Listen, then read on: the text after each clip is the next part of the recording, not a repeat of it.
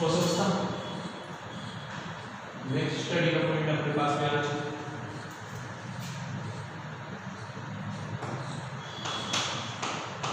इसलिए also make those या त्रुटि,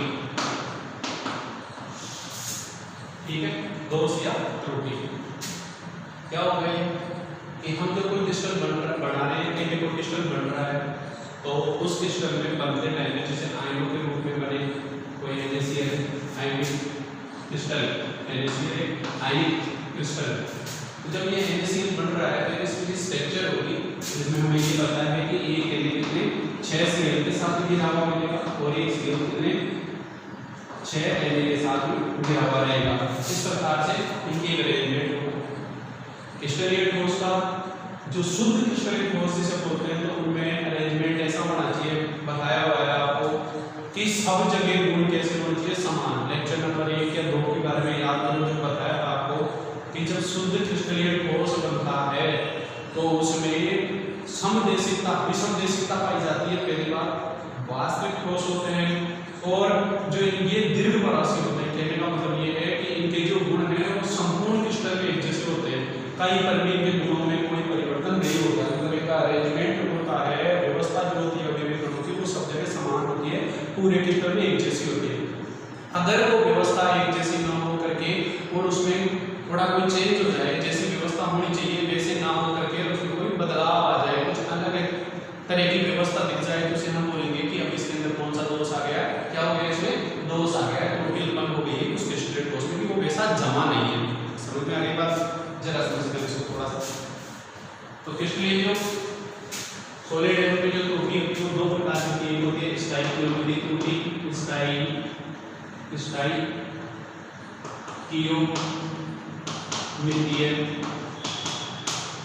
स्टाइकियोमेट्रिक दोष। और जो दूसरा दोष होता है वो होता है नॉन स्टाइकियोमेट्रिक दोष। नॉन स्टाइकियोमेट्रिक दोष। स्टाइकियोमेट्रिक दोष में क्या होगा कि जो रेशियो है, अनुपात है वो बिगड़ना नहीं है। यानी मतलब अवयवी कणों का क्रिस्टल में अनुपात सदैव स्थिर रहता है, आगे बात समझ में कि कोई क्रिस्टल लिया आपने अवयवी कर लिए और बनाया, जैसे आयनिक कंपाउंड ने लिया, मैंने आयनिक क्रिस्टल लिया है NaCl, एक आयनिक क्रिस्टल है, आयनिक ठोस है तो ये NaCl लिया। तो इसके अंदर मान लो जैसे कोई क्रिस्टल था, पहले जब ये क्रिस्टल था एक ये क्रिस्टल A है और एक दूसरा क्रिस्टल B है, क्या हुआ कि यहाँ पे Na+Cl- Na+Cl- Cl- Na+Cl- Na+, Na+Cl- Cl- और Na।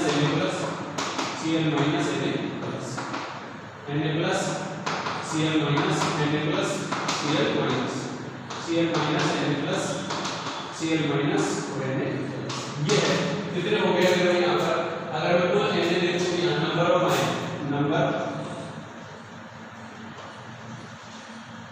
Number of Na+ ions कितने हैं? नंबर ऑफ Na+ आयंस यानी 1 2 3 4 5 6 7 और नंबर ऑफ Cl- आयन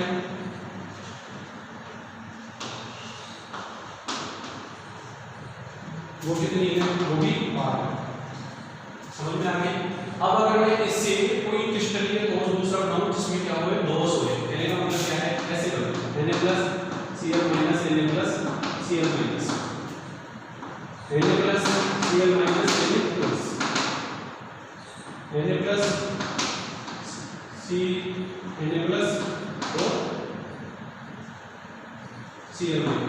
और यहाँ पे Cl- Na+Cl- ध्यान से देखेंगे तो इसमें और इसमें क्या है, NaCl- Cl- Na- NaCl- Cl की जगह यहाँ पे खाली है, ये रिक्तिका है, रिक्त स्थान है रिक्तिका।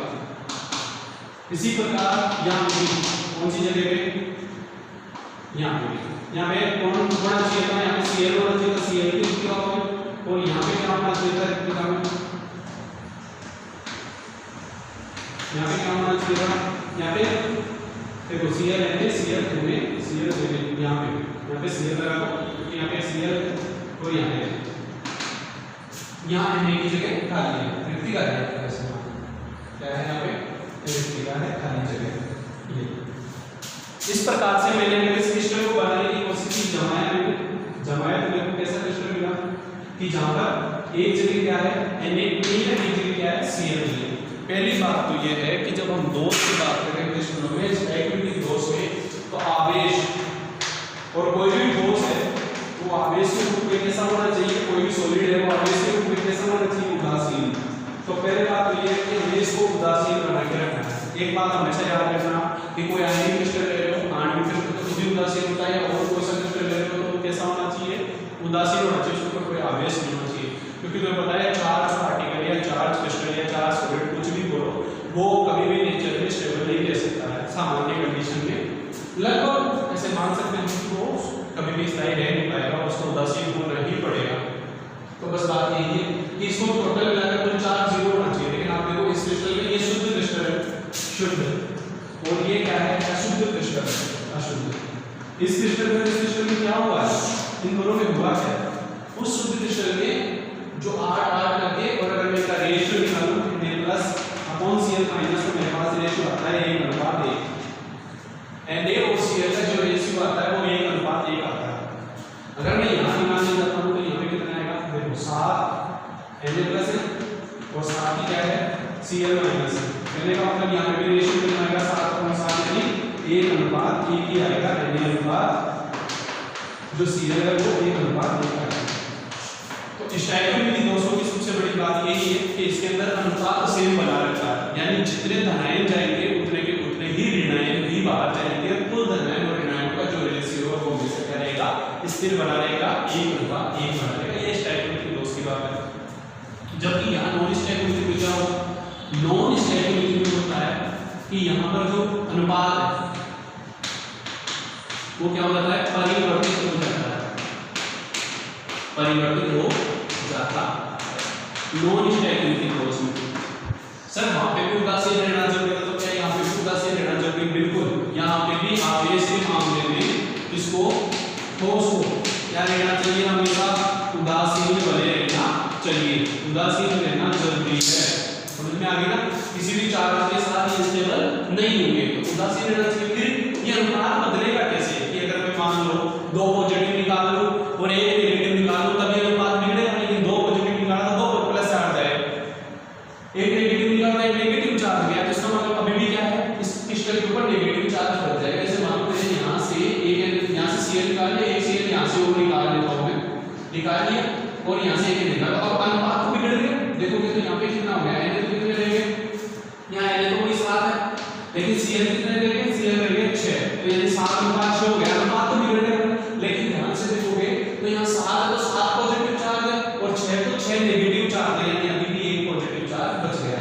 समझ में आ गया कि यहाँ पर क्या बच गया, 1 पॉजिटिव चार्ज बच गया, 1 पॉजिटिव चार्ज एक्स्ट्रा हो गया। अगर मैं यहाँ से ऐसे अनुपात बिगाड़ता हूँ तो ऐसे नहीं बिगड़ेगा ये अनुपात, क्योंकि उदासीन बने रहना चाहिए। मेरी बात को ध्यान से सुनना, समझना कि ये क्रिस्टल के ऊपर ऑलवेज चार्ज क्या होना चाहिए, 0 शून्य चार्ज होना चाहिए। उदासीन ये सदैव बना रहता है, परफेक्टली स्थायी होगा, ये ऐसे नहीं घटेगा। तो फिर सर ये बदलेगा कैसे, चेंज कैसे आएगा, तो चेंज आने के लिए क्या करना पड़ेगा, कुछ होता है। जैसे ये मैंने क्रिस्टल दिया गया Fe2+, ठीक, और FeCl फ्लोराइड ले, FeCl ये ले लिया आपने, ट्राइक्लोराइड ले लिया, तो Fe2+ फिर 2 क्या होंगे Cl-, ऐसे मान लो। एक बार इमेजिन करते हैं, या फिर मैं लोहे की चद्दर ही लेता हूँ, ठीक है, ऐसे मान लो लोहे का चद्दर ले लें, कुछ भी मान लो, तो ऐसे, या और कोई सा सॉलिड ले लें, CaCO3 लिख लेंगे, CaCO3 कैल्शियम कार्बोनेट लिख लेते हैं। चलो सी इसमें क्या है, Cl2+ है और CO3 फिर इसमें पड़े रहिए, Fe2+ पढ़ाई लेते हैं। देखो एक बार एग्जांपल समझना, देखो मैं समझाने की कोशिश कर रहा हूँ, फिर सॉलिड एग्जांपल के बाद में बात आएगी। जैसे मैंने ले लिया Fe2+ ले लिया, ठीक है,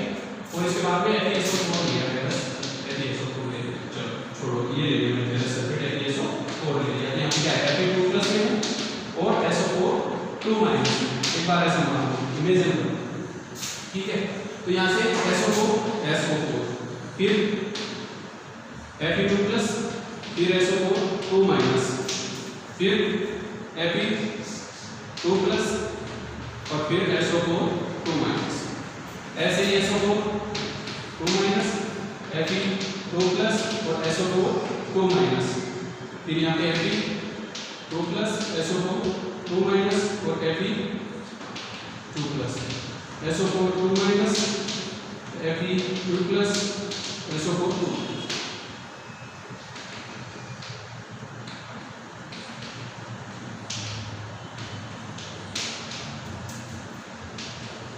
ये हो गया अपने पास में क्रिस्टल।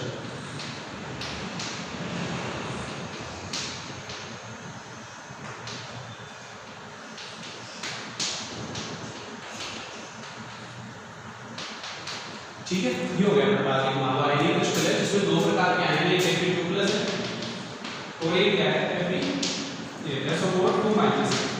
तो इसमें रेशियो कैसे बदलेगा? तो क्या करो आप, यहाँ पे Fe2 प्लस है ना, इसको बाहर निकालो।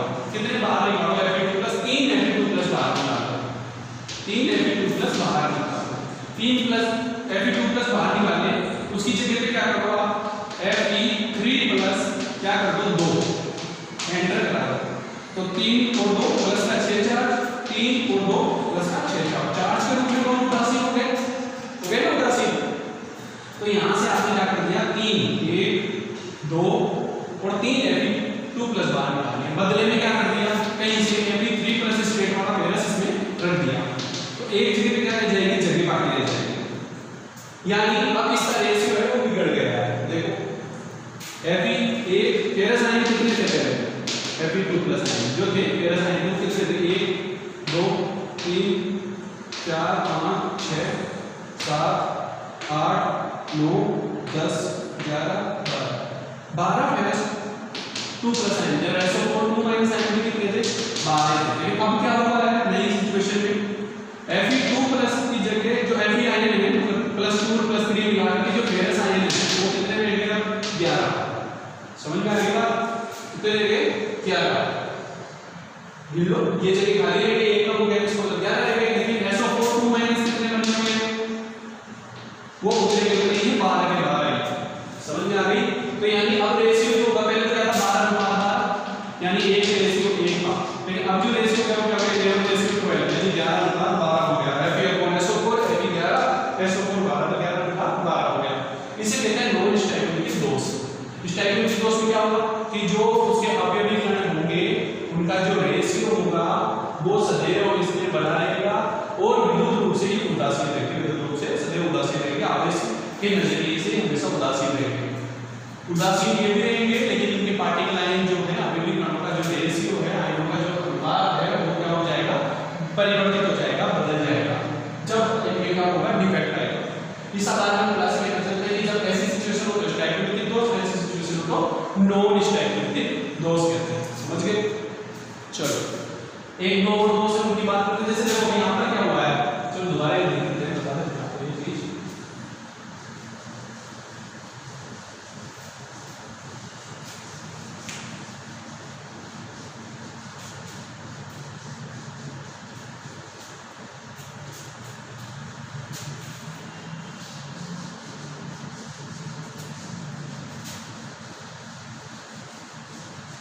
ऐसा हो जाए क्या, अपने पास दो दोषों की बात और करते हैं। किस किस की? एक बात करते हैं वो रिक्ति का दोष की, रिक्ति का दोष, ठीक है।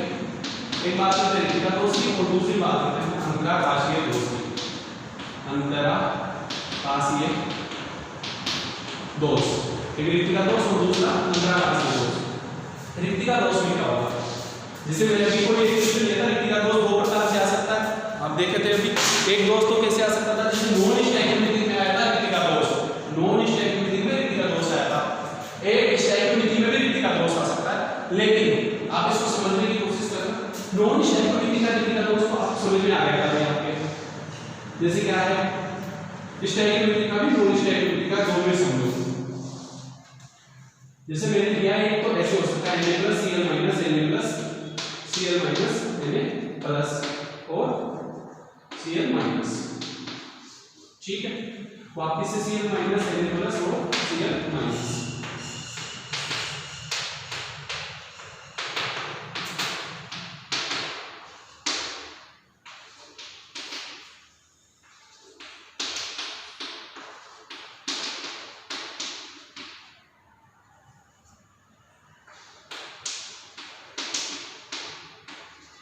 ये देखो, अब अगर मैं यहां से एक ले लिया, एक Cl बाहर निकाल दूंगा, एक तो Na बाहर निकाल दिया मैंने यहां से, और एक क्या कर लिया मैंने यहां से Cl बाहर निकाल दिया, तो स्टोइकियोमेट्री बना रहेगा ये, कहने का मतलब अनुपात में क्या रहेगा, इसमें स्थिर रहेगा, और दूसरी बात उदासीन भी रहेगी। लेकिन प्रॉब्लम क्या हो गई, दो जगह खाली हो गई, एक यहां खाली हो गई, एक यहां खाली हो गई। इस प्रकार के दोष को कहते हैं हम रिक्तिका दोष। स्टोइकियोमेट्रिक रिक्तिका दोष है, ये कौन सा दोष है, स्टोइकियोमेट्रिक रिक्तिका दोष है। दूसरा दोष की बात करें हम, ये भी रिक्तिका ही है, लेकिन ये कौन सा है, स्टोइकियोमेट्रिक रिक्तिका हो गई। दूसरी बात नॉन स्टोइकियोमेट्रिक रिक्तिका, अभी हमने ये चीज या FeSO4 की बात करी, FeSO4 की, Fe2 प्लस SO4 2 माइनस, फिर Fe2 प्लस, फिर SO4 2 माइनस, और फिर Fe2 प्लस और SO4 2 minus, SO4 2 minus, Fe2 plus.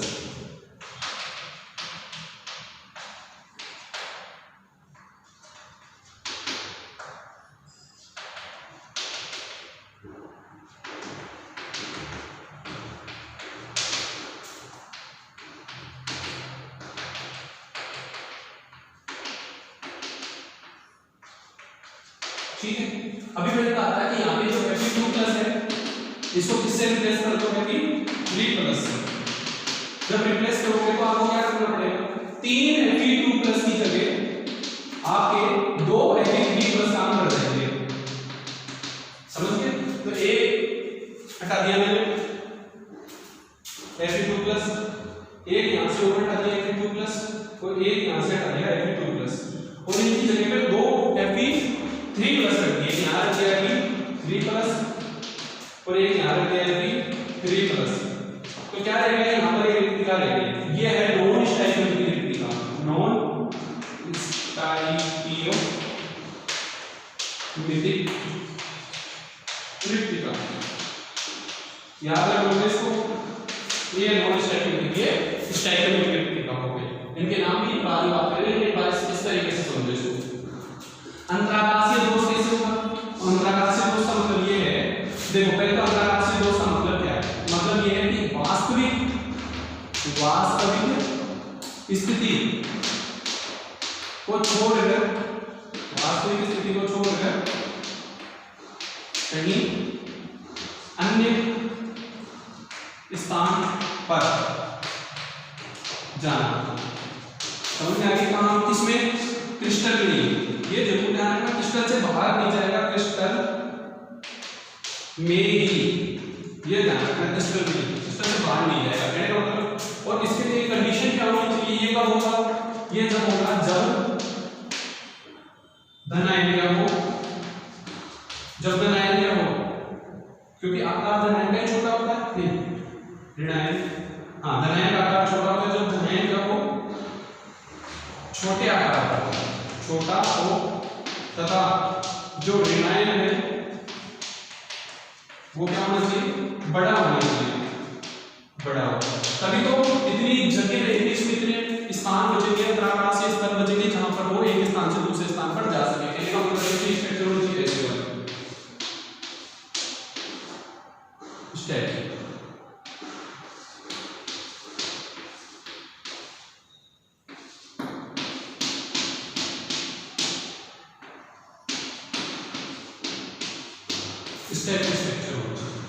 समझ गए।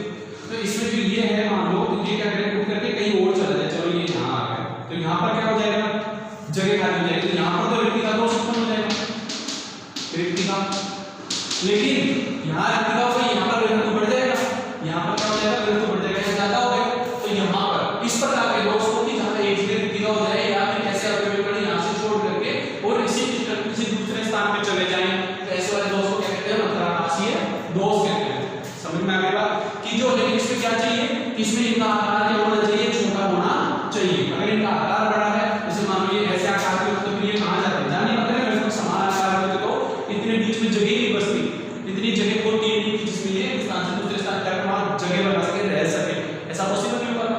तो आकार में क्या होना चाहिए, अंतर होना चाहिए, मतलब आकार में होना चाहिए बड़ा आकार का या छोटे आकार का होना चाहिए, तब उसमें कैसा दोष हो सकता है, अंतराकाशीय दोष उत्पन्न हो सकता है। ठीक है, बाकी एक दो दोष हो गए मेरे पास में, शॉर्टकी दोष है, शॉर्टकी, और ये क्या है, फ्रैंकल है। ठीक है, इनकी बात नेक्स्ट क्लास में करेंगे। ठीक है, अभी तक यहाँ तक इस मैटर को देखना एक बार अच्छे तरीके से।